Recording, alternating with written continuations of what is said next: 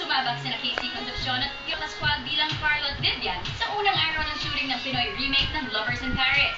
Sa panayam ni ABS-CBN Europe News Bureau si Danny Buenafe kay Casey, hindi nito itinago na dream come para sa kanya ang maging leading lady ni Piolo Pascual. Ayaw ko pong mapahiya sa harap ni Piolo kasi Piolo Pascual na siya. So talagang nagbubutihan ko naman po yung ginagawa ko. And may workshops po kaming ginawa. Salamat naman at nakapag-graduate na ako sa workshop ko.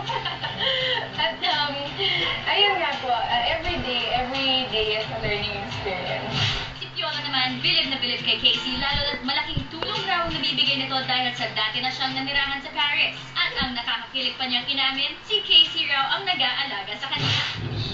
Very fun to be with. Actually, yung mga nag-aalaga sa akin dito, it's so easy for her to talk with people because she's very fluent in French and very experienced, very